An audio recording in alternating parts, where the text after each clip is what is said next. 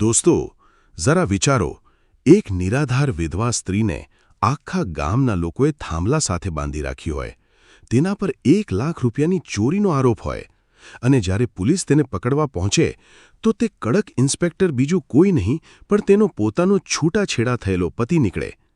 પછી તે પોલીસ સ્ટેશનમાં તે ઇન્સ્પેક્ટરે જે કર્યું તે આજે તમારા રૂવાણા ઊભા કરી દેશે અને તમારી આંખો ભીની કરી દેશે. વાર્તાને અંત સુધી જરૂર સાંભળજો. દોસ્તો, 4 રસ્તાની વચ્ચે લોખંડનો એક થાંભલો હતો, જેનાથી પલ્લવીને નિર્દયતાથી બાંધવામાં આવી હતી. ખરબચડા દોરડાઓએ તેની કાંડી અને બાહોને છોલી નાખી હતી, પણ શરીરના આ ઘા કરતાં ક્યાંક વધુ ઊંડો ઘા તેની આત્મા પર લાગી રહ્યો હતો. પલ્લવીનું માથું નીચું હતું અને તેની આંખમાંથી આંસુની ધાર ગાલ ભીજવીને માટીમાં પડી રહી હતી. તેના વાળ વિખરાયેલા હતા, સાડી ઘણી જગ્યાએથી મેલી થઈ ગઈ હતી અને હોઠ સૂકાઈને પાપડી બની ગયા હતા. તે એક વિધવા હતી જેનો આ દુનિયામાં કોઈ સહારો ન હતો, અને આજે તે આખી રીતે એકલી લાચાર અને લાચાર ભીડ વચ્ચે ઊભી હતી. ભીડ જેમાં એવા લોકો શામિલ હતા જેને તે વર્ષોથી ઓળખતી હતી, જેને તે પોતાના માનતી હતી, પણ આજે તે ચહેરાઓ પર ફક્ત નફરત, ગુસ્સો અને ક્રૂરતા હતી. દરેક તરફથી ગાળો અને મહેણાની વર્ષા થઈ રહી હતી, જે કોઈ તીક્ષ્ણ તીરની જેમ પલ્લવીની છાતીને વીંધી રહ્યા હતા. ચુડેલ ક્યાંની, આણે જ પોતાના પતિને ખાઈ લીધો છે. ભીડમાં એક મોટી ઉંમરની સ્ત્રી ચીસ પાડીને બોલી, જેની આંગળી પલ્લવી તરફ ઉઠી હતી. શરમ તો તેને અડીને પણ નથી ગઈ. પોતાના પતિને મરાવી દીધો આણે, જેથી બીજા પુરુષો સાથે મોજ મસ્તી કરી શકે, અને અમે બેવકૂફ તેને બિચારી વિધવા સમજીને તેના પર દયા ખાતા રહ્યા. અરે શાની બિચારી! એક માણસે પાસે આવીને થૂંકતા કહ્યું, આ તો આસ્તીનનો સાપ નીકળી. પતિને તો માર્યો જ, આજે તો આણે હદ પાર કરી દીધી. સરપંચજીના ઘરેથી આખા 1 લાખ રૂપિયા ચોરી લીધા. 1 લાખ રૂપિયા! આ કલમની તો હાથ કાપી નાખવા જોઈએ. દોસ્તો, પલ્લવીએ કાંપતા હોઠોએ કંઈક કહેવાનો પ્રયત્ન કર્યો. મેં કોઈ પૈસા નથી ચોર્યા, મારો વિશ્વાસ કરો. પણ તેની નબળા અને ગુંગળાયેલા ગળાની અવાજ તે શોરબકોર અને નફરતભર્યા માહોલમાં ક્યાંક દબાઈ ગઈ. ચૂપ કર જૂઠી! એક બીજી અવાજ આવી. હાથમાં પકડાઈ ગઈ છે અને હવે નાટક કરી રહી છે. આ આંસુ અમને ન બતાવ. તારા આ આંસુઓમાં ફરેબ ભરેલો છે. તારો ચાલચલન તો પહેલાથી જ ખરાબ હતો, હવે ચોરી પણ કરવા લાગી. આજે તો પોલીસ તેને સીધી જેલ લઈ જશે, ત્યાં જ તે સડશે. દોસ્તો, પલ્લવીની આંખોની સામે અંધારું છવાઈ ગયું હતું. એક વિધવા સ્ત્રી જેણે પોતાના પતિને એક ભયાનક અકસ્માતમાં ખોઈ દીધો હતો, તેને તે જ પતિના હત્યાનો આરોપ આપવામાં આવી રહ્યો હતો, અને તે પણ ફક્ત એટલા માટે કારણ કે તે એકલી હતી, નબળી હતી, અને આ જુલ્મી સમાજના મહેણાનો જવાબ આપનાર તેનો કોઈ પોતાનું બચ્ચું ન હતું. સરપંચના ઘરેથી 1 લાખ રૂપિયાની ચોરી વાસ્તવમાં સરપંચના પોતાના જ શરાબી ભત્રીજાએ કરી હતી, પણ જ્યારે વાત ખુલવાનો ડર થયો તો તેણે ખૂબ ચાલાકીથી આખો આરોપ ગામની આ એકલી નિરાધાર વિધવા પર નાખી દીધો. અને ગામવાળા માટે એક ચારિત્રહીન વિધવા પર ચોરીનો આરોપ માનવો સૌથી સહેલું કામ હતું. દરેક મહેણું, દરેક ગાળ પલ્લવીના અસ્તિત્વને તાર-તાર કરી રહી હતી. તેને લાગતું હતું કે જાણે જમીન ફાટી જાય અને તે તેમાં સમાઈ જાય. તેની પાસે સફાઈ આપવા માટે શબ્દો ન હતા, કારણ કે કોઈ સાંભળવા તૈયાર ન હતું. તે બસ રોઈ શકતી હતી પોતાની કિસ્મત પર, પોતાની લાચારી પર. દોસ્તો, ત્યારે જ દૂરથી પોલીસની ગાડીના સાયરનની અવાજ ગુંજી. સાયરનની અવાજ સાંભળીને ભીડમાં થોડી હલચલ થઈ. લોકો પાછળ હટવા લાગ્યા અને રસ્તો ખાલી થઈ ગયો. પલ્લવીએ ડરના માર્યા આંખો કસીને બંધ કરી લીધી. તેને લાગ્યું કે હવે તેનો અંત નક્કી છે. પોલીસ તેને મારશે, જેલમાં નાખી દેશે, અને આ જૂઠા આરોપની સાથે જ તેની જિંદગી ખત્મ થઈ જશે. એક સફેદ રંગની પોલીસ જીપ ચોક પર આવીને ઊભી રહી. ગાડીનો દરવાજો ખોલ્યો અને ભારે બૂટનો અવાજ જમીન પર ગુંજ્યો. ઇન્સ્પેક્ટર દેવ પોતાની જીપમાંથી નીચે ઉતર્યા. તેમની લાંબી અને મજબૂત કદકાઠી, કડક વર્દી અને ચહેરા પર એક કડક ગંભીર ભાવ જોઈને ભીડમાં એકદમ સન્નાટો છવાઈ ગયો. દેવની આંખોમાં એક એવો તે તેજ હતો જે કોઈ પણ ગુનેગારને ડરમાં નાખી શકે છે. તે સીધા તે થાંભલા તરફ વધ્યા જ્યાં પલ્લવી બંધાયેલી હતી. શું તમાશો ચાલી રહ્યો છે અહીં? ઇન્સ્પેક્ટર દેવની ભારે અને કડક અવાજ ચોક પર ગુંજી. સરપંચ તરત જ આગળ આવ્યો અને હાથ જોડીને બોલ્યો, સાહેબ, તમાશો નથી, ન્યાય કરી રહ્યા છીએ અમે લોકો. આ સ્ત્રી પલ્લવી 1 નંબરની ચોર અને ચારિત્ર્યહીણ છે. પહેલાં તો આણે પોતાના જ પતિને પોતાના આશિકો સાથે મળીને મરાવી દીધો અને આજે મારા ઘરેથી 1 લાખ રૂપિયા ચોરી લીધા. અમે તેને પકડી લીધી છે. તમે તેને લઈ જાઓ સાહેબ, અને એવી સજા આપો કે તે યાદ રાખે. દોસ્તો, દેવે સરપંચની વાત સાંભળી, પણ તેમનું ધ્યાન તે સ્ત્રી પર હતું જે થાંભલા સાથે બંધાયેલી માથું નમાવીને ડૂસકા ભરી રહી હતી. તેના વિખરાયેલા વાળે તેનો ચહેરો ઢાંકી દીધો હતો. દેવની નજરોમાં એક વ્યવસાયી કડકાઈ હતી. તે પલ્લવીની નજીક પહોંચ્યા. ચહેરો ઉપર કરતારો, દેવે એક કડક પોલીસવાળાના લહેકામાં કહ્યું. પલ્લવી ખરાબ રીતે કાંપી રહી હતી. તેણે ડરતા ડરતા ધીરેથી પોતાનું માથું ઉપર ઉઠાવ્યું. જેવી પલ્લવીની આંસુઓથી ભરેલી સૂજેલી આંખો અને તે મુરઝાયેલો ચહેરો ઇન્સ્પેક્ટર દેવની નજરોની સામે આવ્યો, દેવના પગ નીચેથી જાણે જમીન સરકી ગઈ. તેમનું દિલ એક ક્ષણ માટે ધબકવાનું ભૂલી ગયું. દેવનો કડક અને ભાવહીન ચહેરો અચાનક એક ઊંડા આઘાતમાં બદલાઈ ગયો. તેમના હોઠ કાંપ્યા, પણ કોઈ અવાજ ન નીકળ્યો. આ કોઈ સામાન્ય ચોર કે ગામની કોઈ સાધારણ સ્ત્રી ન હતી. આ પલ્લવી હતી. એ જ પલ્લવી, દેવની પહેલી મહબ્બત, દેવની પૂર્વ પત્ની. વર્ષો પહેલાં ગેરસમજ અને પરિવારના દબાણમાં આવીને તેમનો સંબંધ તૂટી ગયો હતો. છૂટાછેડા પછી પલ્લવીના લગ્ન કોઈ બીજા સાથે કરાવી દેવામાં આવ્યા હતા, અને દેવે પોતાને પોલીસની વર્દી અને પોતાની ડ્યુટીની પાછળ પૂરી રીતે દફનાવી દીધા હતા. તેણે ક્યારેય સપનામાં પણ વિચાર્યું ન હતું કે વર્ષો પછી તે પલ્લવીને આ હાલતમાં જોશે. એક ગુનેગાર, એક ચારિત્ર્યહીન સ્ત્રી અને એક ચોર બનીને થાંભલા સાથે બંધાયેલી, ફાટેલા હાલમાં અને દુનિયાભરની ગાળો સાંભળતી. પલ્લવીએ પણ જ્યારે આંસુઓના ધૂંધળાપણા વચ્ચેથી તે પોલીસવાળાનો ચહેરો જોયો તો તેની શ્વાસ ગળામાં અટકી ગઈ. દેવ, આ નામ તેના હોઠો પર આવીને રહી ગયું. જે માણસને તેણે વર્ષો પહેલાં પાછળ છોડી દીધો હતો, આજે તેની જ સામે તે એક ગુનેગાર, એક ચારિત્ર્યહીન સ્ત્રી અને એક ચોર બનીને ઊભી હતી. આ શરમની લાગણીએ પલ્લવીને અંદર સુધી તોડી નાખી. તેણે તરત જ પોતાની નજરો ઝુકાવી લીધી અને જોર-જોરથી રડવા લાગી. તે ઈચ્છતી હતી કે દેવ તેને આ હાલતમાં ન જુએ, પણ હવે ખૂબ મોડું થઈ ગયું હતું. દોસ્તો, દેવની અંદર લાગણીઓનું એક તોફાન ઊભું થયું. તે ચીસ પાડીને આ ગામવાળાઓનું ગળું પકડવા માંગતા હતા, જે આ સ્ત્રીને આટલી ગંદી ગાળો આપી રહ્યા હતા. પણ તે એક પોલીસ ઓફિસર હતા અને ડ્યુટી પર હતા. તેમને પોતાના પર કાબૂ રાખવાનો હતો. તેમણે પોતાની મુઠ્ઠીઓ કસી લીધી. દોરડા ખોલો આના. દેવની અવાજમાં એક અજીબ ભારેપણું અને છુપાયેલો ગુસ્સો હતો. એક સિપાહીએ જલ્દીથી આગળ વધીને પલ્લવીના દોરડા ખોલી નાખ્યા. દોરડા ખુલતા જ પલ્લવી લાચાર થઈને જમીન પર પડવા લાગી. પણ દેવે કંઈ પણ વિચાર્યા વગર આગળ વધીને તેનો હાથ પકડી લીધો અને તેને પડતી બચાવી લીધી. પલ્લવી કાંપી રહી હતી. તેણે તરત જ પોતાનો હાથ પાછળ ખેંચી લીધો. દેવને પોતાની ભૂલનો અહેસાસ થયો અને તે પાછળ હટી ગયા. સરપંચે કહ્યું, સાહેબ, તેને સીધી હવાલાતમાં નાખો. આણે 1 લાખની ચોરી કરી છે. દેવે પાછળ ફરીને સરપંચને એવી તાળતી નજરે જોયા કે સરપંચની બોલતી બંધ થઈ ગઈ. કોણ ચોર છે અને કોણ નથી, તેનો નિર્ણય અદાલત કરશે, રસ્તા પર ઊભેલી ભીડ નહીં, દેવે કડક અવાજમાં કહ્યું. પછી તેમણે પલ્લવી તરફ જોયા વગર સિપાહીને કહ્યું, તેને ગાડીમાં બેસાડો, આપણે થાણા જઈ રહ્યા છીએ. દોસ્તો, પલ્લવી શાંતિથી ગાડીમાં બેસી ગઈ. તેણે એકવાર પણ પાછળ ફરીને ગામવાળાઓ તરફ ન જોયું. જીપ સ્ટાર્ટ થઈ અને થાણા તરફ આગળ વધી. આખા રસ્તે ગાડીમાં એક ભયાનક અને ખૂંચતી શાંતિ છવાયેલી હતી.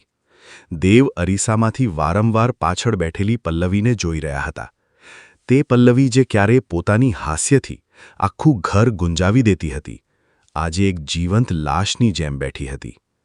થાણા પહોંચ્યા પછી દેવે બાકીના સિપાહીઓને બહાર રહેવાનો ઇશારો કર્યો અને પલ્લવીને પૂછપરછવાળા એક શાંત રૂમમાં લઈ ગયા. રૂમનો દરવાજો બંધ થતાં જ બહારની દુનિયાનો શોરબકોર ખતમ થઈ ગયો, પણ અંદર તે બંનેની વચ્ચે એક અનકહ્યો શોર ગુંજી રહ્યો હતો. પલ્લવી એક લાકડાની ખુરશી પર સંકોચાઈને બેસી ગઈ. તેણે પોતાના ચહેરાને હથેળીઓમાં છુપાવી લીધો અને તે ખૂબ રડવા લાગી. હવે તે ભીડનો ડર ન હતો, પણ દેવની સામે ઊભા રહેવાની શરમ હતી. દેવ ઘણીવાર સુધી ચૂપચાપ પોતાની ટેબલ પાસે ઊભા રહીને તેને રડતી જોઈ રહ્યા હતા. તેમનાથી આ દુઃખ જોવાતું ન હતું. આખરે તેમણે ગ્લાસ પાણી ભર્યું અને પલ્લવીની સામે ટેબલ પર મૂકી દીધું. પાણી પી લો, દેવની અવાજમાં હવે તે ઇન્સ્પેક્ટરવાળી કડકાઈ ન હતી. તેમની અવાજમાં તે જ જૂની આત્મીયતા અને એક ઊંડી પીડા હતી. પલ્લવીએ ના પાડવા માટે માથું હલાવ્યું. તે હજી પણ રડતી હતી. દેવે ખુરશી ખેંચી અને તેની સામે બેસી ગયા. આ બધું શું છે પલ્લવી? આ હાલત અને આ ગામવાળા જે બોલી રહ્યા હતા? તમારા પતિ, તમારી આ હાલત કેવી રીતે થઈ? દેવના સવાલોમાં એક તડપ હતી. પલ્લવીએ ધીરેથી પોતાનો ચહેરો ઉઠાવ્યો. તેની આંખો લાલ હતી. તમે જે જોયું તે જ મારી સત્યતા છે દેવ. હું એક કમનસીબ સ્ત્રી છું. તમારા ગયા પછી ઘરવાળાએ જ્યાં લગ્ન કરાવ્યા તે માણસ સારો હતો, પણ એક રોડ અકસ્માતમાં તેમનું મોત થઈ ગયું. અને ત્યારબાદ મારી જિંદગી નર્ક બની ગઈ. પલ્લવીની અવાજ વચ્ચે વચ્ચે તૂટી રહી હતી. ગામવાળા કહી રહ્યા હતા કે તમે તમારા પતિને... દેવ તે શબ્દ બોલી ન શક્યા. હા, કહી રહ્યા હતા ને કે મેં મરાવ્યો છે તેને પોતાના આશિકો માટે. પલ્લવીએ કડવું ભરેલું, પીડાથી ભરેલું હાસ્ય હસ્યું. એક એકલી સ્ત્રી જ્યારે આ સમાજમાં સહારો વગર રહી જાય છે દેવ, તો લોકો તેના શરીર અને તેના ચારિત્ર્યને નોચવા માટે ચીલ કૌવાઓની જેમ તૂટી પડે છે. મેં કોઈની સામે હાથ નથી ફેલાવ્યા. સિલાઈ ભરતકામ કરીને પોતાનું અને પોતાની બીમાર વૃદ્ધ માતાનું પેટ પાડતી હતી. મારી બીમાર વૃદ્ધ માતાની સારવાર કરાવવા માટે રાત દિવસ મહેનત કરી રહી હતી. પણ ગામના કેટલાક વરુઓને મારો ઇનકાર બરદાસ્ત ન થયો. જ્યારે હું તેમની આગળ ન ઝૂકી તો તેમણે મારા પર ચારિત્રહીન હોવાનો સિક્કો લગાવી દીધો. દેવના હાથ ગુસ્સાથી કાંપતા હતા. અને આ 1 લાખ રૂપિયાની ચોરી? દોસ્તો, પલ્લવીની આંખોમાંથી આંસુ ફરી વહી નીકળ્યા. મેં કોઈ ચોરી નથી કરી દેવ. સરપંચનો ભત્રીજો જુગારમાં પૈસા હારી ગયો હતો. તેણે ઘરેથી 1 લાખ રૂપિયા ચોર્યા. કાલે રાત્રે મેં તેને સરપંચના ઘરેથી ભાગતા જોયો હતો. તેને ખબર પડી ગઈ કે હું તેનું સત્ય જાણું છું. આ પહેલાં કે હું કોઈને કંઈ જણાવી શકું, તેણે સવારમાં પંચાયત બોલાવી લીધી અને મારા ઘરમાં કેટલાક જૂના નોટોની ગઠ્ઠીઓ છુપાવીને મને ચોર સાબિત કરી દીધી. અને ગામવાળાને શું જોઈતું હતું? તેમને તો બસ એક તક જોઈતી હતી મારા પર કાદવ ઉછાળવાની. તેમણે મને થાંભલા સાથે બાંધી દીધી, મારી, પીટી, ગાળો દીધી. જો તમે ન આવ્યા હોત તો કદાચ આજે તે લોકો મને જાનથી મારી નાખત.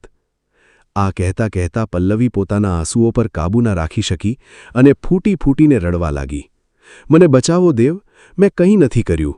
મારી વૃદ્ધ માતા ઘરે એકલી છે. જો મને જેલ થઈ ગઈ તો તે ભૂખી તરસ્યા મરી જશે. મારો આ દુનિયામાં તેના સિવાય કોઈ નથી.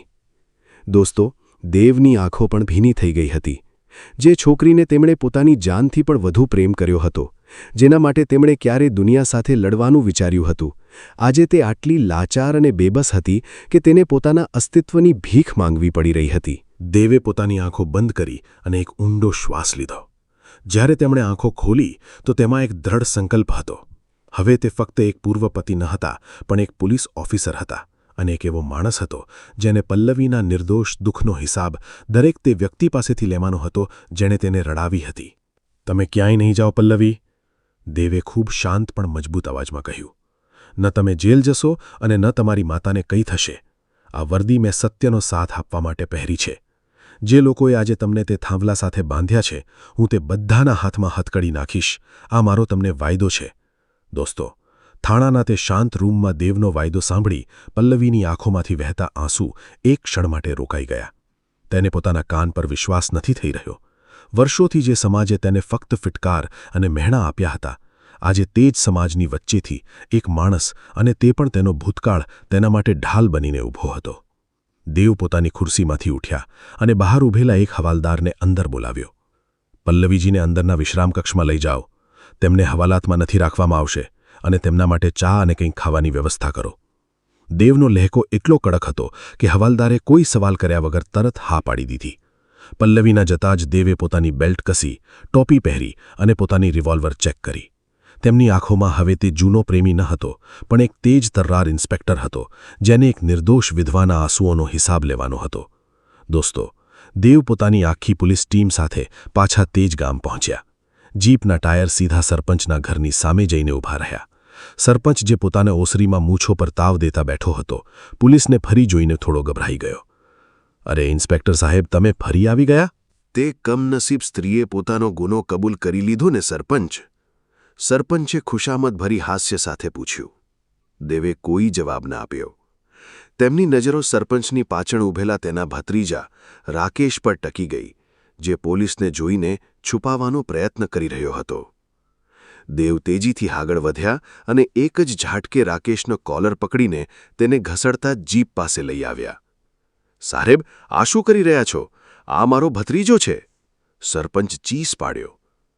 તારો ભત્રીજો જુગારી છે સરપંચ. દેવની ત્રાણથી આખો વિસ્તાર સુન્ન થઈ ગયો.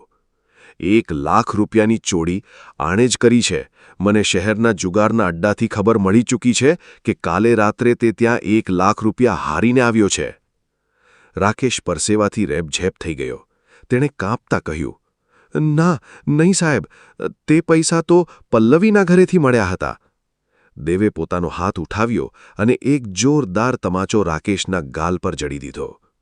તમાચાના અવાજથી ત્યાં સન્નાટો છવાઈ ગયો. જૂઠું ના બોલ. તેં જાતે તે પૈસાનો એક નાનો હિસ્સો પલ્લવીના ઘરમાં છુપાવ્યો હતો, જેથી ચોરીનો આરોપ તે બિચારી વિધવા પર આવી જાય. જો તે અત્યારે સત્ય નથી ઓક્યું તો થાણામાં તારી એવી હાલત કરીશ કે તું તારી જિંદગીમાં ક્યારેય કંઈ ચોરવા લાયક નહીં બચે. મારના ડર અને દેવના ખોફનાક રૂપને જોઈને રાકેશના ઘૂંટણ ટેકી ગયા. તે ફૂટી ફૂટીને રડવા લાગ્યો. મને માફ કરી દો સાહેબ. હા, મેં જ ચોરી કરી હતી. કાકાના પૈસા મેં જ ઉડાવ્યા હતા અને બચવા માટે પલ્લવીના ઘરમાં કેટલાક નોટ છુપાવી દીધા હતા. મને ખબર હતી કે ગામવાળા તેના પર સહેલાઈથી શક કરી લેશે, કારણ કે તે એકલી છે. આ સાંભળતા જ સરપંચનું માથું શરમથી ઝૂકી ગયું. જે ગામવાળા સવારે પલ્લવીને ગાળો આપી રહ્યા હતા, હવે તે એકબીજાનું મોઢું જોવા લાગ્યા. દોસ્તો, દેવે રાકેશને હથકડી પહેરાવી અને તેને ઘસડતા તે જ ચોક પર લઈ આવ્યા, જ્યાં સવારે પલ્લવીને થાંભલા સાથે બાંધવામાં આવી હતી. દેવે આખા ગામને ત્યાં એકત્ર થવાનો હુકમ કર્યો. ભીડ શાંત અને ડરેલી ઊભી હતી. દેવે પોતાની તેજ અવાજમાં કહ્યું, તમે બધાએ આજે માનવતાની બધી હદો પાર કરી દીધી. સત્ય જાણ્યા વગર એક એકલી નિરાધાર સ્ત્રીને થાંભલા સાથે બાંધી દીધી. તેની ઇજ્જત ઉછાળી. તેને તેના જ પતિનો કાતિલ જણાવી દીધી. દેવે તે બધા માણસો અને સ્ત્રીઓ તરફ ઇશારો કર્યો જે સવારે સૌથી વધારે મહેણા મારી રહ્યા હતા. સિપાઈ, આ બધાને ધરપકડ કરો. કોઈને થાંભલા સાથે બાંધવું, તેની સાથે મારપીટ કરવી અને એક સ્ત્રીના ચારિત્ર પર જૂઠું લાંછન લગાવવું ગંભીર ગુનો છે. આ બધાને પોલીસ સ્ટેશન લઈ ચાલો. જ્યારે પોલીસને લોકોને જીપમાં ઠાસી રહી હતી, તો આખા ગામમાં કોઈની શ્વાસ લેવાની પણ અવાજ ન આવતી હતી. દેવે છેલ્લીવાર ગામવાળાઓને ચેતવણી આપતા કહ્યું, આજ પછી જો કોઈએ પણ પલ્લવી કે તેની માતા તરફ આંખ પણ ઉઠાવી તો હું આ ગામને છાવણીમાં બદલી નાખીશ. યાદ રાખજો. થાણા પાછા ફરીને દેવે પલ્લવીને સન્માનની સાથે બહાર કાઢી. પલ્લવી ત્યાં સુધી જાણી ચૂકી હતી કે દેવે તેનું નામ પૂરી રીતે સાફ કરી દીધું છે અને સાચો ગુનેગાર પકડાઈ ગયો છે. દેવ પલ્લવીને પોતાની જીપમાં બેસાડીને તેના ઘરે લઈ ગયા. દોસ્તો, પલ્લવીનું ઘર એક નાની ઝૂંપડી જેવી જગ્યા હતી. અંદર એક તૂટી ખાટલા પર તેની વૃદ્ધ અને બીમાર માતા લેટી હતી. પલ્લવી દોડીને પોતાની માતાના ગળે લાગી ગઈ. દેવ દરવાજા પર જ ઊભા રહ્યા. તેમણે જોયું કે કેવી રીતે એક એકલી સ્ત્રીએ આ તૂટેલા ઘરને અને પોતાની બીમાર માતાને ફક્ત પોતાની મહેનતથી સંભાળી રાખ્યું હતું. દેવને પોતાના તે નિર્ણય પર ખૂબ નફરત હતી, જ્યારે તેમણે વર્ષો પહેલાં પલ્લવીનો હાથ છોડી દીધો હતો. થોડીવાર પછી જ્યારે પલ્લવી બહાર આવી તો દેવે તેની તરફ જોયું. પલ્લવીના ચહેરા પર હવે ડર ન હતો, પણ એક અજીબ શાંતિ હતી. ધન્યવાદ દેવ, પલ્લવીએ ધીરેથી કહ્યું. આજે તમે મારા પર ખૂબ મોટો ઉપકાર કર્યો છે. તમે મારી માતાની જાન અને મારી ઇજ્જત બંને બચાવી લીધી. દેવે પલ્લવીની આંખોમાં સીધું જોતા કહ્યું, મેં કોઈ ઉપકાર નથી કર્યો પલ્લવી. મેં ફક્ત પોતાનું તે પ્રાયશ્ચિત કર્યું છે જે મને ખૂબ પહેલાં કરી લેવું જોઈતું હતું. જ્યારે તમને મારી સૌથી વધારે જરૂર હતી ત્યારે મેં તમારો સાથ છોડી દીધો અને તેનું જ પરિણામ હતું કે તમારે આ ક્રૂરતાનો સામનો કરવો પડ્યો. પલ્લવીએ નજરો ઝુકાવી લીધી. જે વીતી ગયું તે વીતી ગયું દેવ. હવે હું એક વિધવા છું. મારી કિસ્મતમાં આ જ લખ્યું છે. તમે પોતાની જિંદગીમાં આગળ વધી ચૂક્યા છો અને મારે પોતાની આ બાકીની જિંદગી પોતાની માતાની સેવામાં ગુજારવાની છે. દોસ્તો, દેવે એક કદમ આગળ વધાર્યો. હું આગળ નથી વધ્યો પલ્લવી. હું આજે પણ ત્યાં જ ઊભો છું. અને હવે મને સમજાઈ ગયું છે કે સમાજના ડરથી અથવા ખોટી પ્રતિષ્ઠા માટે સંબંધોને તોડવા સૌથી મોટી કાયરતા છે. દેવે પોતાના ખિસ્સામાંથી કેટલાક પૈસા કાઢ્યા અને પલ્લવીના હાથમાં મૂકી દીધા. આ તમારી માતાની સારવાર માટે છે. અને હું કાલે ફરી આવીશ, પોલીસ ઇન્સ્પેક્ટર બનીને નહીં, પણ દેવ બનીને. હું તમને આ દલદલમાંથી બહાર કાઢીને તે ઇજ્જત અને તે જિંદગી આપવા માંગુ છું જેના તમે અસલી હકદાર છો. પલ્લવીએ નવાઈથી દેવ તરફ જોયું. તમે જાણો છો ને કે સમાજ શું કહેશે એક વિધવા સાથે? ભાળમાં ગયો એવો સમાજ, દેવે કડકાઈથી વાત કાપતા કહ્યું. જે સમાજે તમને થાંભલા સાથે બાંધીને તમારી ઇજ્જત લૂંટવાની કોશિશ કરી, મને તે સમાજ પાસેથી કોઈ સર્ટિફિકેટ નથી જોઈતું. મને ફક્ત તમારો સાથ જોઈએ છે. પલ્લવીની આંખોમાં આ વખતે જે આંસુ આવ્યા તે દુઃખના નહીં પણ રાહતના હતા. તેણે દેવ તરફ જોયું અને તેના ચહેરા પર વર્ષો પછી એક હળવું, સાચું સ્મિત ફરી વળ્યું. જિંદગીએ જે કંઈ તેનાથી છીનવ્યું હતું, આજે નિયતિએ તેને એક નવા રૂપમાં પૂરા સન્માનની સાથે તેને પાછું લાવી દીધું હતું. દોસ્તો, રાતનો અંધકાર ગાઢ થઈ ચૂક્યો હતો, પણ ઇન્સ્પેક્ટર દેવની આંખોમાં ઊંઘનું કોઈ નામો નિશાન ન હતું. તે પોતાના રૂમમાં પલંગ પર લેટેલો હતો, પણ તેની નજરો છત પર ટકેલી હતી. રૂમની શાંતિમાં તેને ફક્ત પોતાના દિલના ધબકારા અને દિવાલ પર ટાંગેલી ઘડિયાળની ટીક ટીક સંભળાતી હતી. પણ દેવના મગજની અંદર એક ભયાનક શોર ચાલી રહ્યો હતો. વારંવાર તેની આંખોની સામે તે દૃશ્ય આવી રહ્યું હતું. પલ્લવી થાંભલા સાથે બંધાયેલી, તેના વિખરાયેલા વાળ, આંસુઓથી ભીંજાયેલો તેનો ઉતરેલો ચહેરો અને તે ખૂંખાર ગામવાળાઓની ગાળો. જ્યારે પણ દેવ આંખો બંધ કરતો, તેને પલ્લવીની તે લાચાર અને ડરેલી આંખો દેખાતી હતી. તે આંખો જે ક્યારેય તેના પ્રેમમાં ચમકતી હતી, આજે તેમાં ફક્ત મોતનો ડર અને દુનિયાભરનું દુઃખ ભરેલું હતું. દોસ્તો, દેવ તડપીને ઉઠી બેઠો. તેણે પોતાના માથાને બંને હાથોથી પકડી લીધું. તેને પોતાના પર ઘૃણા આવી રહી હતી. વર્ષો પહેલાં સમાજ અને પરિવારના દબાણમાં આવીને તેણે પલ્લવીને છોડી દીધી હતી, અને તેનું જ પરિણામ હતું કે પલ્લવીને આજે આ દિવસ જોવો પડ્યો. પણ હવે દેવે મનમાં એક ખૂબ મોટો નિર્ણય કરી લીધો હતો. તે હવે ફરીથી તે કાયરતા નહીં દોહરાવે. તે પલ્લવીને તે સન્માન અને હક અપાવીને જ રહેશે જે તેણે વર્ષો પહેલાં તેનાથી છીનવી લીધું હતું. આવતી સવારે દેવ સીધો પોતાની માતાના રૂમમાં ગયો. માતા પૂજાની માળા ફેરવી રહી હતી. ઘરના બાકી મોટા વડીલો પણ હોલમાં બેસીને ચા પી રહ્યા હતા. દેવે ઊંડો શ્વાસ લીધો અને માતાની સામે બેસી ગયો. માં, મારે તમારી સાથે કંઈક જરૂરી વાત કરવી છે. દેવની અવાજમાં એક અજીબ ગંભીરતા હતી. માતાએ માળા રોકી દીધી અને પ્રેમથી બોલી, બોલ બેટા, શું વાત છે? આજે ડ્યુટી પર નથી ગયો? માં, કાલે મને પલ્લવી મળી. દેવે કોઈ પણ પ્રસ્તાવના વગર સીધું સત્ય કહી દીધું. પલ્લવીનું નામ સાંભળતા જ માતાના ચહેરાનો રંગ ઉડી ગયો. હોલમાં બેસેલા સંબંધીઓની વાતચીત અચાનક રોકાઈ ગઈ. ઘરમાં એકદમ ગૂંગણામણ ભર્યો સન્નાચો છવાઈ ગયો. તું તે અપશુકન્યાળનું નામ આ ઘરમાં કેમ લઈ રહ્યો છે? માતાની અવાજ તીખી થઈ ગઈ. છૂટાછેડા થઈ ચૂક્યા છે તેના તારી સાથે. સાંભળ્યું હતું તેના બીજા પતિનું પણ મોત થઈ ગયું. તે તો છે જ અપશુકન્યાળ. દોસ્તો, દેવે પોતાના ગુસ્સાને કાબૂમાં રાખતા કહ્યું, માં, તે અપશુકન્યાળ નથી. સંજોગોએ તેને મારી છે. કાલે ગામવાળાએ તેને એક જૂઠા ચોરીના આરોપમાં થાંભલા સાથે બાંધીને રાખી હતી. તે બિચારી પોતાની બીમાર માતા સાથે દરની ઠોકરો ખાઈ રહી છે. મેં નિર્ણય કરી લીધો છે માં. હું પલ્લવી સાથે ફરી લગ્ન કરીશ અને તેને આ ઘરમાં પોતાની પત્ની બનાવીને લાવીશ. દેવના મોઢેથી આ વાત નીકળતા જ ઘરમાં જાણે ભૂકંપ આવી ગયો. માતાએ ઝટકા સાથે પોતાનું માથું પછાડ્યું અને ચીઝ પાડી ઉઠી. શું કહી રહ્યો છે તું? તારું મગજ તો ખરાબ નથી થઈ ગયું?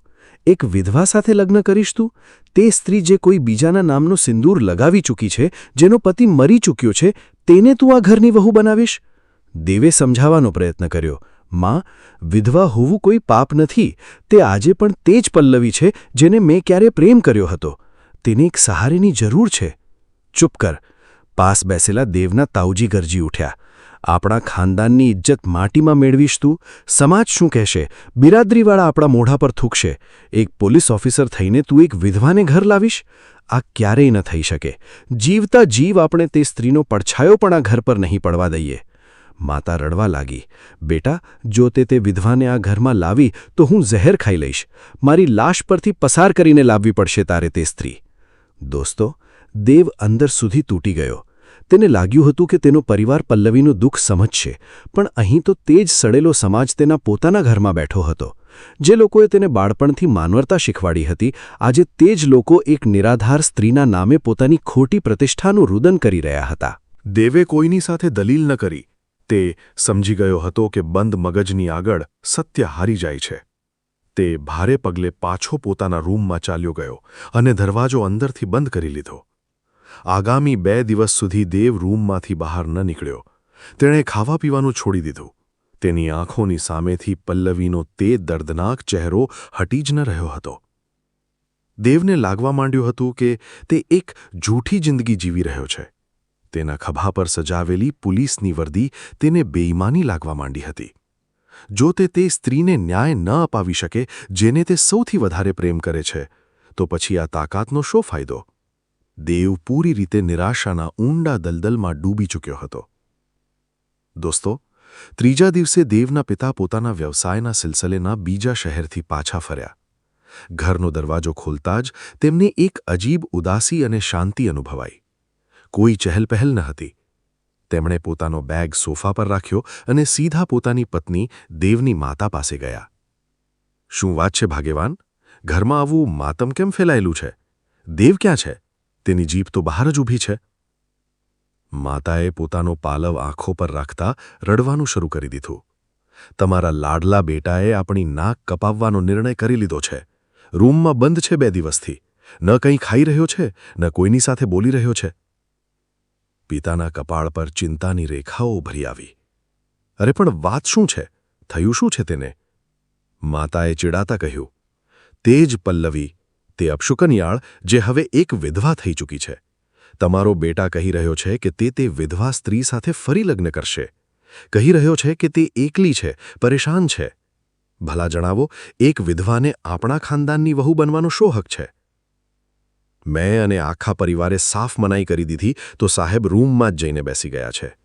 દોસ્તો, આ સાંભળતા જ પિતાના પગ નીચેથી જાણે કોઈએ જમીન ખેંચી લીધી હોય તેમના ચહેરાનો રંગ એકદમ સફેદ પડી ગયો. તે ત્યાં સોફા પર ધબ દઈને બેસી ગયા. તેમનું આખું શરીર શૂન્ય થઈ ગયું હતું. શું થયું તમને? માતાએ ગભરાતા પૂછ્યું, પણ પિતાને પોતાની પત્નીની અવાજ સંભળાતી ન હતી. તેમના મગજમાં એક 30 વર્ષ જૂનું દૃશ્ય કોઈ ફિલ્મની જેમ ચારવા લાગ્યું હતું. વર્ષો પહેલાં જ્યારે દેવના પિતા જવાન હતા, તેમને પણ એક છોકરી સાથે બેઇંતેહા મોહબ્બત હતી. તેનું નામ સુમિત્રા હતું. સુમિત્રા પણ કમ ઉંમરમાં વિધવા થઈ ગઈ હતી. દેવના પિતા સુમિત્રાનો સહારો બનવા માંગતા હતા. તેની સાથે લગ્ન કરવા માંગતા હતા. જ્યારે તેમણે આ વાત પોતાના પિતા એટલે કે દેવના દાદાજી અને પરિવારવાળાઓને જણાવી હતી, તો ઠીક એ જ તોફાન તે વખતે પણ ઊભું થયું હતું. સમાજનો ડર, બિરાદરીનું મહેણું અને ખોટી પ્રતિષ્ઠા, આ બધાના ભાર નીચે દેવના પિતા તે વખતે તૂટી ગયા હતા. પરિવારના દબાણમાં આવીને તેમણે સુમિત્રાનો સાથ છોડી દીધો અને પોતાની વર્તમાન પત્ની સાથે લગ્ન કરી લીધા. પણ સુમિત્રાની તે આંસુથી ભરેલી આંખો, તેનો તે એકલવાયાપણું અને એક વિધવા હોવાનું તે દુઃખ દેવના પિતા આજે પણ ભૂલી શક્યા ન હતા. તેમણે આખી જિંદગી તે કાયરતાના પછતાવે અને ગુંગળાઈને જીવવામાં ગુજારી દીધી હતી. બહારથી તે એક સફળ માણસ હતા, પણ અંદરથી તે 30 વર્ષોથી એક લાશની જેમ જીવી રહ્યા હતા. અને આજે ઇતિહાસ પોતાની જાતને દોહરાઈ રહ્યો હતો. તેમનો જ બેટો તે જ વળાંક પર ઊભો હતો. તે જ દુઃખમાંથી પસાર થઈ રહ્યો હતો. પણ ફરક ફક્ત એટલો હતો કે દેવ પોતાના પિતાથી વધારે મજબૂત હતો. પિતાની આંખોમાંથી અચાનક આંસુ વહી નીકળ્યા. તેમણે પોતાના કાપતા હાથોથી પોતાનો ચહેરો છુપાવી લીધો. તેમની પત્ની ગભરાઈ ગઈ. અજી, શું થયું? તમે રડો કેમ રહ્યા છો? પિતાએ એક ઝાટકે પોતાની પત્નીનો હાથ ઝટકી દીધો અને ગુસ્સામાં ઊભા થઈ ગયા. રડું એટલા માટે રહ્યો છું કારણ કે વર્ષો પહેલાં જે પાપ મેં કર્યું હતું, આજે તમે લોકો મારા બેટા પાસે એ જ પાપ કરાવવા માંગો છો. પત્ની અને બાકીના પરિવારવાળા તેમને નવાઈથી જોવા લાગ્યા. પિતા એક ક્ષણ ગુમાવ્યા વગર સીધા દેવના રૂમ તરફ ભાગ્યા. તેમણે જોરથી દરવાજો ખખડાવ્યો. દેવ, દરવાજો ખોલ બેટા. દેવ. થોડીવાર પછી દરવાજો ખુલ્યો. દેવની હાલત જોઈને પિતાનું કલેજું ફાટી ગયું. દેવની આંખો સૂજેલી હતી, વાળ વિખરાયેલા હતા અને ચહેરા પર એક ભયાનક ખોખલાપણું હતું. પિતા સીધા અંદર ગયા અને તેમણે દેવને કસીને પોતાના ગળે લગાડી દીધો. બાપ બેટા બંનેની આંખોમાંથી આંસુ વહી નીકળ્યા. મને માફ કરી દે બેટા. પિતા ફૂટી ફૂટીને રડતા બોલ્યા. મેં તને આ જૂઠો સમાજ આપ્યો, પણ તું મારી જેમ કાયર ન બનતો દોસ્ત. દેવે નવાઈથી પિતા તરફ જોયું. પિતાજી, તમે શું કહી રહ્યા છો? પિતાએ દેવને પલંગ પર બેસાડ્યો અને પોતાના આંસુઓને લૂછતા કહ્યું, આજે હું તને પોતાનું તે સત્ય જણાવીશ જે મેં પોતાની જાતથી પણ છુપાવી રાખ્યું હતું. પિતાએ દેવને પોતાના અને સુમિત્રાના તે ભૂતકાળ વિશે બધું જ જણાવી દીધું. કેવી રીતે તેમણે સમાજના ડરથી એક નિરાધાર વિધવાને અધવચ્ચે છોડી દીધી હતી. તે દુઃખ, તે ગુંગળામણ હું આજ સુધી સહન કરી રહ્યો છું દેવ. પિતાએ દેવના બંને હાથ પોતાના હાથોમાં લેતા કહ્યું, જ્યારે મેં સાંભળ્યું કે તું પલ્લવી સાથે લગ્ન કરવા માંગે છે અને આ પરિવાર એક વિધવાના નામે તને રોકી રહ્યો છે, તો મને લાગ્યું જાણે મારો ભૂતકાળ મને ચીડવી રહ્યો છે. પણ નહીં, જે ભૂલ આ બાપે કરી તે મારો બેટા નહીં કરે. એક સ્ત્રીનો સહારો બનવું, કોઈ નિરાધારના આંસુ લૂછવા કોઈ કલંક નથી. આ સૌથી મોટો ધર્મ છે. દેવની આંખોમાં જે નિરાશાનો ધુમ્મસ હતો તે હટવા લાગ્યો. તેના પિતાના શબ્દોએ તેની અંદર એક નવી જીવ ફૂંકી દીધી હતી. પિતાએ દેવના ખભા થપથપાવ્યા. જા બેટા જા, અને લઈને આવ પોતાની પલ્લવીને. આ જૂઠો સમાજ ન ક્યારેય કોઈનું પેટ ભરી શકે છે અને ન કોઈના આંસુ લૂછી શકે છે. તારી મા અને આ સંબંધીઓને હું સંભાળી લઈશ. તું જા અને પોતાની જિંદગીનો તે નિર્ણય કર જેના પર તને જિંદગીભર ગર્વ હોય. પિતાના આશીર્વાદને સાથ મળતા જ દેવની અંદર જાણે 1000 હાથીઓની તાકાત આવી ગઈ. તેણે તરત જ પોતાના ચહેરા પર પાણી માર્યું, પોતાની વર્દી પહેરી અને પોતાની જીપ લઈને સીધો પલ્લવીના ગામ તરફ નીકળી પડ્યો. જ્યારે દેવ પલ્લવીના ઘરે પહોંચ્યો તો પલ્લવી પોતાની માતાના માથા પાસે બેઠી હતી. દેવને અચાનક દરવાજા પર જોઈને તે નવાઈ પામી ગઈ. દેવની આંખોમાં આજે એક અલગ જ ચમક હતી. તે ચમક જે વર્ષો પહેલાં હોતી હતી. દોસ્તો, દેવ સીધો પલ્લવી પાસે ગયો. તેણે કોઈ ઘુમાવી ફેરાવીને વાત ના કરી. તેણે સીધો પલ્લવીનો હાથ પોતાના હાથમાં લીધો અને તેની આંખોમાં જોતા કહ્યું, પલ્લવી, મેં જિંદગીમાં ખૂબ મોટી ભૂલો કરી છે, પણ હવે હું કોઈ ભૂલ નથી કરવા માંગતો. સમાજની નજરમાં તમે એક વિધવા હોઈ શકો છો, પણ મારી નજરમાં તમે આજે પણ મારી તે દુનિયા છો જેને મેં ક્યારેય પોતાના હાથોથી ઉજાડી દીધી હતી. હું તમને અને તમારી માતાને અહીંથી પોતાની સાથે લઈ જવા આવ્યો છું, હંમેશા માટે. પલ્લવીના આંસુ છલકાઈ પડ્યા. તેણે પોતાનો હાથ પાછળ ખેંચવાનો પ્રયત્ન કર્યો. દેવ, તમારા પરિવારવાળા, સમાજ? કોઈ સમાજ નહીં પલ્લવી. દેવે વચ્ચે જ વાત કાપી નાખી. મારા પિતાજી મારી સાથે છે, અને જો આખી દુનિયા પણ આપણી વિરુદ્ધ ઊભી થઈ જાય તો હું એકલો આ દુનિયા સાથે લડી લઈશ. પણ હવે હું તમને આ હાલતમાં નથી છોડી શકતો. મને પોતાનું પ્રાયશ્ચિત કરવાનો મોકો આપી દો પલ્લવી. મને મારો હક પાછો આપી દો. પલ્લવીની વૃદ્ધ માતાએ પોતાની કાંપતી અવાજમાં કહ્યું, જા બેટી. જે માણસ તારા આંસુઓની કિંમત સમજતો હોય તે જ તારો અસલી દેવતા છે. સમાજ તો ફક્ત તમાશો જુએ છે. પલ્લવીએ રડતા રડતા પોતાનું માથું દેવની છાતી પર રાખી દીધું. તેના આટલા વર્ષોનું જમા થયેલ દુઃખ, તે ગુંગળામણ, તે બધા મહેણા આજે દેવના તે એક સ્પર્શથી પીગળીને વહી ગયા. તે જ દિવસે સાંજ ઢળતા પહેલા એક નાના મંદિરમાં કોઈ પણ ધામધૂમ વગર, કોઈ પણ બેન્ડ બાજા વગર દેવ અને પલ્લવીએ લગ્ન કરી લીધા. દેવના પિતા તે લગ્નમાં હાજર હતા અને તેમણે પોતાની વહુના માથા પર હાથ રાખીને તેને દિલથી અપનાવી. જ્યારે દેવ પલ્લવીને લઈને પોતાના ઘરે પહોંચ્યો તો તેની મા અને પરિવારવાળાઓએ મોઢું ફેરવી લીધું. પણ દેવને હવે કોઈની પરવા નહોતી. તેના પિતા તેની સામે એક ખડકની જેમ ઊભા હતા. પલ્લવીનું તે ઘરમાં પગ મૂકવું ફક્ત એક લગ્ન નહોતું. આ એક જોરદાર તમાચો હતો તે રૂઢિચુસ્ત સમાજના મોઢા પર, જે એક વિધવાને ફક્ત એક અપશુકન માનતો હતો. દેવે આ સાબિત કરી દીધું હતું કે માનવતા અને સાચો પ્રેમ કોઈ પણ જૂઠા રિવાજથી ખૂબ મોટો હોય છે. દોસ્તો, દેવે પલ્લવીનો હાથ કસીને પકડી રાખ્યો હતો. પલ્લવીએ જ્યારે દેવ તરફ જોયું તો તેને તે જૂનો દેવ નહીં, પણ એક રક્ષક, એક સાચો જીવનસાથી જોવા મળ્યો.